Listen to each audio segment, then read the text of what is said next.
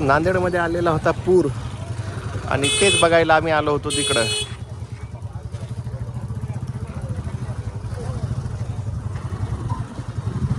तर सध्या आपण आलेलो होतो नावघाटच्या ब्रिजवर आणि जो धरण क्षेत्रामध्ये पाऊस होतोय वरती परभणी, जालना, संभाजीनगर, बीड साईडला, त्यामुळे पाण्याचं प्रमाण खूप वाढलेलं आहे. तर हा बघू शकतो आपण रोडपर्यंत पाणी आलेलं आहे. नावघाटचा ब्रिज आहे हा नांदेडमधला. तर ब्रिजवरून पाणी जातंय पूर्ण.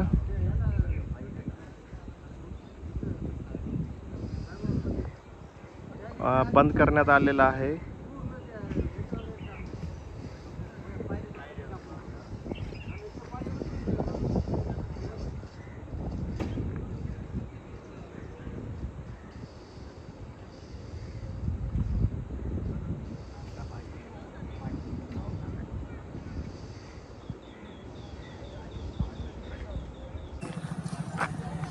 आणि हेच पाणी बघण्यासाठी इथं नांदेडकरांची गर्दी सुद्धा होत आहे.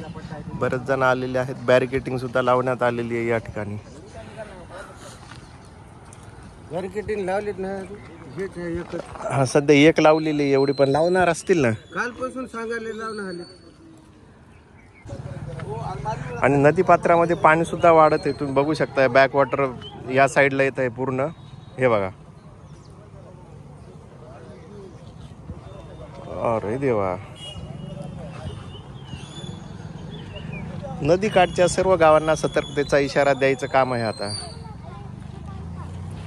पाहू शकता पाणी तुम्ही.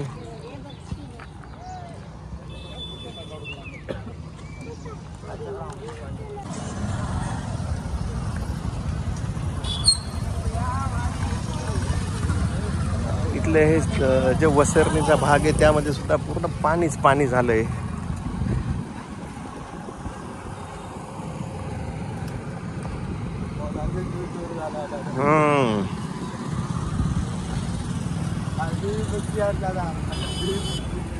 देवी कुठं?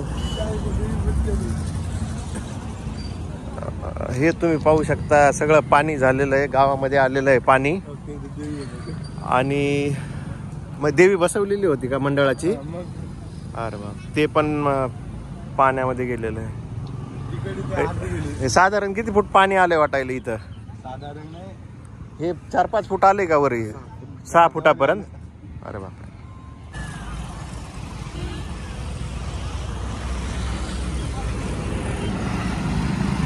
आपण रोडच्या दुसऱ्या साईडला जे गाव आहे तिकडे बघू. पाणी जे झालेलं आहे या ठिकाणी साचलंय पूर्ण.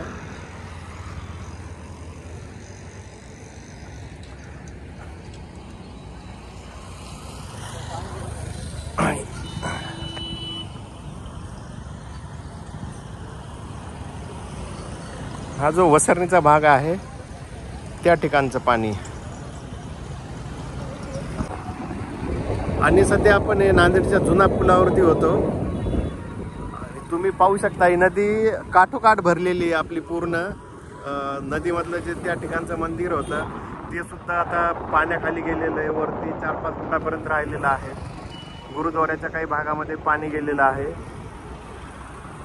विष्णुपुरी धरणाचे जवळपास 15 ते 16 दरवाजे उघडण्यात आलेले आहेत.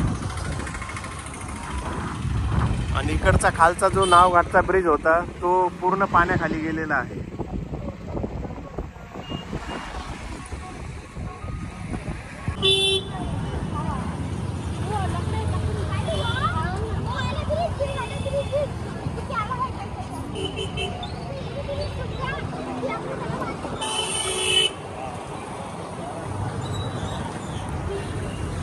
या साईडचं जे संतोषी मातेचं मंदिर होतं, शनी मंदिर होतं, तर ते पूर्ण गेलेलं आहे पाण्यामध्ये.